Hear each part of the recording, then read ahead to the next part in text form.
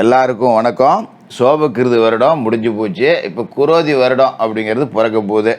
ஏற்கனவே குரோதி வருடத்துக்கு உண்டான ராசி பலன் எப்படி இருக்க போகுது, தமிழ் புத்தாண்டு அப்படிங்கிறத நம்ம போட்டிருக்கோம்.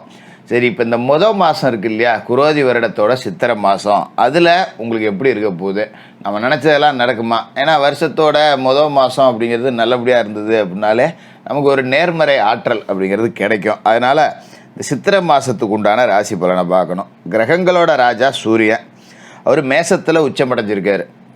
எப்போவுமே சித்திரை மாதம்னா மேசத்துக்குள்ளே சூரியன் உச்சம். அதோட இந்த மாதத்தில் செவ்வாய் சனி கூட்டணி அப்படிங்கிறதும் உடையுது. கும்பத்தில் இருந்த செவ்வாய் 9ஆம் தேதி அன்னைக்கு மீனராசிக்கு போயிடுறாரு, ராகுவோட போய் இணைஞ்சிக்கிறாரு. அதோட புதன் வக்கரமாகி கிடந்தார் இல்லையா மீனராசியில், 3ஆம் தேதி அன்னைக்கு வக்கர நிவர்த்தி ஆயிடுறாரு. அப்புறம் ஒரு 20 நாளைக்கு அங்கே இருந்துட்டு 23ஆம் தேதி மேசராசிக்கு போயிடுறாரு. சுக்கிர பகவான் மீனராசியில் இருந்தார். 12ஆம் தேதி அன்னைக்கு அவரும் மேசராசிக்கு போகிறாரு. குரு பகவான் மேசராசியிலிருந்து 18ஆம் தேதி ரிஷபராசிக்கு போகிறாரு. குரு பகவானோட பயிற்சி அப்படிங்கிறது இந்த மாதத்தில் முக்கியமான ஒரு அமைப்பு. சனி பகவான் கும்பராசிலையும், விஷப்பாம்பு ராகு மீனராசிலையும், விஷமற்ற பாம்பான கேது கன்னிராசிலையும் இருக்காங்க. இந்த கிரக அமைப்புகள், ராசி மாற்றங்கள் மேசத்துலேருந்து மீன வரைக்கும் 12 ராசிக்காரர்களுக்கும் என்ன பண்ண போகுது, என்ன பலனை கொடுக்க போகுது அப்படிங்கிறத பார்த்துடலாம் வாங்க. மீனராசி நேயர்களே, உங்களுக்கு இந்த சித்திரை மாதம் எப்படி இருக்குது அப்படின்னு பார்த்தோம்னா, மாத தொடக்கத்தில் ராசிநாதன் குரு தனஸ்தானத்தில் சூரியனோடு இருக்கார். சூரியன் இந்த மாதம் முழுக்கவே உங்களோட ராசிக்கு தனஸ்தானத்தில் தான் இருக்க போகிறாரு. 7.5 சனி அப்படிங்கிறது உங்களுக்கு நடந்துக்கிட்டு இருக்குது. அதை நான் திரும்ப சொல்லி உங்களை சங்கடப்படுத்த விரும்பலை. ஆமாம், நடக்குது, ரைட்டு. அப்போ கொஞ்சம் விரயங்கள் இருக்கும், வீடு மாற்றம், உத்தியோக மாற்றம் இதெல்லாம் இருக்கும். தொழிலை பொறுத்த வரைக்கும் கொஞ்சம் லாபம் அப்படிங்கிறது வரும். இருந்தாலும் இந்த காசை 10 ரூபா நம்ம மிச்சப்படுத்தலாம் வைக்க முடியாது, கடன்குடியாக தான் இருக்கணும். அதனால் என்ன பண்ணணும், ஏதாவது நல்ல கடனை வாங்கி ஏதாவது சுப செலவு செய்கிற மாதிரி இருந்தால் செஞ்சு கொடுங்க. மாதம் சம்பளத்தை வாங்கி கடன்காரனை கொடுக்குற மாதிரி ஏதாவது ஒரு ஏற்பாடு பண்ணி வச்சுக்கணும். அப்படி இல்லைன்னா ஒரு நகை நட்டை கொண்டு பேங்கில் வச்சுட்டு மாதம் சம்பளத்தில் சோறு தின்னது போக ஒரு 2000 கடன் அடைச்சிக்கிட்டே வரோம் அப்படிங்கிற மாதிரி உருவாக்கிக்கணும். ஏன்னா கடன் இல்லாத வாழ்க்கை அப்படிங்கிறது இந்த காலகட்டத்தில் வாழ்ந்தோன்னா தேவையற்ற கடன்கள் அப்படிங்கிறது வரும். அதனால் நான் சொல்கிறேன்னு தப்பாக நினச்சிக்காதீங்க.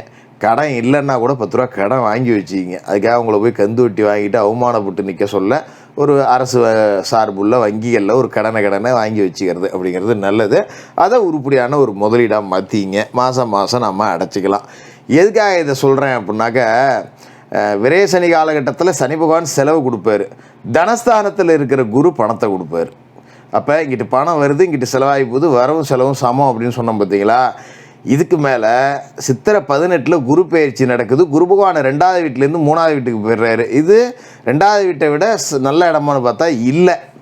2ல் இருந்துட்டு பணத்தை கொடுத்த குரு இனிமேல் பணத்தை கொடுக்க மாட்டார், குறைப்பார். அப்போ நம்ம தேவையில்லாத கடன் வாங்க வேண்டிய சூழலில் போய் நம்ம ஆட்படக்கூடாது. நம்மளாம் உருவாக்கிக்கிட்டோம்னா பெருசாக பாதிப்பு வராது அப்படிங்கிறதுக்காக தான் இதை சொல்கிறேன்.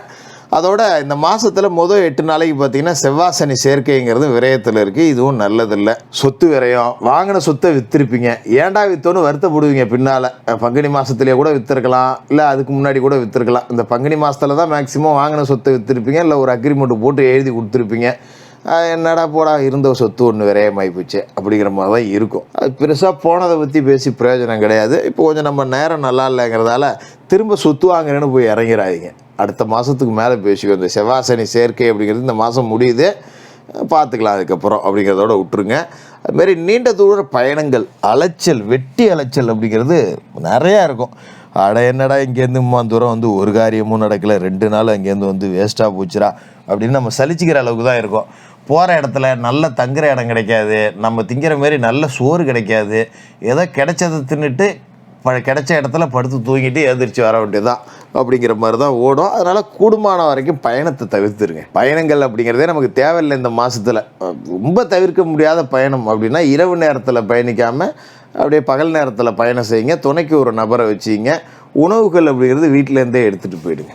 இது மாதிரி பயணிச்சிங்க, அதான் நல்லது. அதுமாரி சித்திரை 3 மாதம் தொடங்கி 3ஆவது நாள் புதன் வக்கர நிவர்த்தி ஆகிறாரு, உங்களோட ராசிக்குள்ளேயே ஆகிறாரு. தடைப்பட்ட வரன்கள் அப்படிங்கிறது இனிமேல் வரும். அதுமாரி கடன் வாங்குகிற நிலையில் இருந்த உங்களுக்கு கொஞ்சம் கடனை லேசாக அடைக்கக்கூடிய நிலை அப்படிங்கிறது வரும். அதாவது சித்திரை 3லேருந்து சித்திரை 18க்குள்ளே ஒரு தொகை அப்படிங்கிறது வரும். இந்த 3ஆம் தேதியிலேருந்து 18ஆம் தேதிக்குள்ளே ஒரு காசு பணம் அப்படிங்கிறது வரும். கடன் இருந்தால் கொஞ்சம் அப்படியே நெருக்கிங்க. அதுக்காக நான் என்னடா ஜோசியரே கடன் வாங்குங்கிறீங்க, இப்போ கடனை அடைன்னு சொல்கிறீங்களே அப்படின்னு தப்பாக நினைக்க வேண்டாம். வெளியில் கடன் இருந்தால் நெருக்கிங்க. வங்கி கடன் இருக்கா, சிறுக சிறுக நம்மளால் முடிகிற அளவுக்கு மாதம் ஒரு 3000 கட்ட முடியுமா அந்த அளவுக்கு அதை நெருக்கிங்க. அதுதான் நல்லது. இல்லை ஒரு முதலீடு ஒன்று ஆக்கி வச்சுக்கிங்க. அதுக்காக தொழிலில் முதலீடு போடலாமா ஜோசியர்னா வேண்டாம். ஏதோ ஒரு வாகனம் வாங்குறது, ஒரு இடம் வாங்குறது, நகை நட்டு வாங்குறது, இப்படி முதலீடுகளை முடக்கிங்க. அது உங்களுக்கு நல்லது. அதே மாதிரி பிள்ளைகளோட கல்விக்காக முதலீடு போடலாம். அற்புதமான நேரம். பிள்ளைங்க படிக்குதா, எத்தனை லட்சம் வேணாலும் கடன் வாங்கி செலவு பண்ணலாம், தப்பு கிடையாது. பிள்ளைங்களோட கல்வி அப்படிங்கிறதுக்கு செலவு பண்ணக்கூடிய நேரம் இது. இப்போ செலவு பண்ணக்கூடிய அந்த செலவு அப்படிங்கிறது நமக்கு பிற்காலத்தில் பெரிய உதவியாக இருக்கும். பிள்ளைகளோட வாழ்க்கை ரொம்ப சிறப்பாக இருக்கும். அப்படிங்கிறதால கல்விக்காக முதலீடு போடலாம். அது மாதிரி சித்திரை 9 மீன ராசியான உங்கள் ராசிக்கே செவ்வாய் வராரு. 2க்கும் 9க்கும் அதிபதி அவர் உங்களோட ராசிக்குள்ளே வர நேரம் நல்ல நேரம். கொஞ்சம் வருமானம் உயரும். தர்ம காரியங்கள் செய்யணும்னு முன் வருவீங்க. கொஞ்சம் அரசியல் களத்தில் இருக்கிறவங்களுக்கு பொறுப்பு கிடைக்கும். ஏதாவது பொருள் தொலைஞ்சு போயிருந்திருக்கும். ஒரு சென்டிமெண்ட்டாக ஒரு பொருள் வச்சுருந்துருப்பீங்க, இல்லைன்னா ஏதாவது ஒரு விலை உயர்ந்த பொருள் ஒன்று வச்சுருந்துருப்பீங்க, இல்லை நமக்கு பிடிச்ச பொருள் ஒன்று வந்துடும் காணா போயிருக்கும். தேடி தேடி தேடி தேடி அலைஞ்சிருப்போம். அதால் 2 நாளைக்கு வருத்தப்பட்டிருப்போம், தூங்காமல் கூட இருந்திருப்போம். அப்படிப்பட்ட ஒரு பொருள் இப்போ வேறு ஏதோ ஒரு பொருளை தேடும்போது கிடைக்கும். அது ஒரு சந்தோஷத்தை உங்களுக்கு கொடுக்கும். அதோட சித்திரை 12 மேசராசிக்கு சுக்கிரன் வராரு. ராசிக்கு 3க்கும் 8க்கும் அதிபதியான சுக்கிரன் தனஸ்தானத்துக்கு போகிறாருங்கும்போது குடும்ப சுமை அப்படிங்கிறது கூடும். ஏன்னா அஷ்டமத்துக்கு அதிபதி குடும்பத்துக்குள்ளே வரக்கூடாது. உடன் பிறந்தவர்களோட திருமணம், சொந்த பந்தத்தில் நிறையா நிகழ்ச்சி வர்றது எல்லாம் பார்த்திங்கன்னா நம்ம மோதிரம் போடுறது, காசு கட்டுறது, பவுன் செய்கிறது, இந்த மாதிரியான பத்திரிகையாகவே வரும். ஒரே மாதத்தில் தாண்டா நானும் செய்கிறது அப்படின்னு மனசு ஒரு மாதிரி சலிப்பு தட்டும். போடா மொய் வச்சே நான் ஏழை ஆகிடுவேன் போல இருக்கேன் அப்படின்னு அந்த மாதிரி செலவுலாம் வரும். சுக்கிர பகவான் தன்னோட வீட்டை தானே பார்க்குறாரு. அப்படிங்கிறதால அதெல்லாம் சரி பண்ணுறதுக்கு ஒரு வாய்ப்பையும் கொடுப்பாரு. ஒரு 10,000 வேணும் அப்படின்னு சுக்கிரன் உருவாக்கி வச்சுருவார் சூழலை. ஆனால் அந்த 10,000 கிடைக்கிறதுக்கு உண்டான வாய்ப்பையும் சுக்கிரனே பண்ணிடுவார். ஏன்னா இருக்கிற வீடு தன வீடு, அதையும் நம்ம மறந்துடக்கூடாது. அதனால் பயப்பட வேண்டியதில்லை. குரு பகவானோட பயிற்சி அப்படிங்கிறது ரொம்ப முக்கியம். ராசிக்கு அதிபதி அப்படிங்கிறதால என்ன காரணம் அப்படின்னா, குரு பகவான் 2ஆவது வீட்டில் இருந்துட்டு காசு கொடுத்துக்கிட்டு இருந்தார். 7.5 ஒரு பக்கம் போனாலும் இன்னொரு பக்கம் வருதுடா அப்பா, கவலைப்பட வேண்டியதில்லை அப்படிங்கிற மாதிரி. ஆனால் இப்போ 3க்கு போயிடுறாரு இல்லையா. 3க்கு போயிட்டாரு குரு அப்படின்னா பெரிய அளவில் உங்களுக்கு நன்மைகள், காசு பணம் வருமானா வராது. ஆனால் சகோதர உறவுகளோட ஆதரவு இருக்கும். அண்ணன் தம்பி உள்ள ஒத்துமை அப்படிங்கிறது இருக்கும். பிரிஞ்சவங்க கூட சேர்ந்துக்கலாம். ஏதோ ஒரு கோர்ட்டு கேஸு, வம்பு வழக்கு, சொத்து பிரச்சனைன்னு பிரிஞ்சவங்க கூட இப்போ ஒன்று சேர்ந்து உட்கார்ந்துருக்கக்கூடிய ஒரு அமைப்பு அப்படிங்கிறது இருக்குது. அதோட குரு பார்வைக்கு பலன் இருக்குது. 7, 9, 11 இந்த 3 வீட்டையும் குரு பார்க்குறாரு. அப்படிங்கும்போது 7வது வீடு கலத்தரஸ்தானம். மனைவி வழியில் 10 ரூபா வருமானம் கிடைக்கும். திருமணமாகாதவர்களுக்கு வரன் அமையும். மனைவி வழி சொத்து சேர்க்கை இருக்குது. கூட்டு தொழில் செஞ்சிங்கன்னா நல்லாயிருக்கும். இது 7வது வீட்டை குரு பார்க்குறதால கிடைக்கக்கூடியது. 9வது வீட்டை குரு பார்க்குறாரு. அப்படிங்கும்போது இந்த 9வது வீடுங்கிறது தந்தை வழி சொத்துக்களால் லாபம். அப்பா வழி சொத்து எதாவது இருந்ததுன்னா ஒரு கடையே கட்டி வாடகைக்குள்ளாம். ஒருத்தன் தர வாடகைக்கு வந்து கேட்பான். சும்மா கருவை முளைச்சி முள்ளு புதரமாக கிடந்ததை ஒருத்தன் வாடகை கேட்குறான், விட்டுட்டு 10 ரூபா வாங்கிக்கோ அப்படிங்கிற மாதிரி ஒரு வாய்ப்பு அப்படிங்கிறதெல்லாம் கிடைக்கும். அதுமாதிரி சில பேருக்கு தந்தையோட ஆபரணங்கள் கிடைக்கக்கூடிய வாய்ப்பு இருக்குது. அப்பா ஒரு செயின் போட்டு இருந்தாடா நீ வச்சுக்க, ஒரு மோதிரம் போட்டிருந்தா நீ வச்சுக்க, இப்படி கிடைக்கக்கூடிய அமைப்பு அப்படிங்கிறது இருக்குது.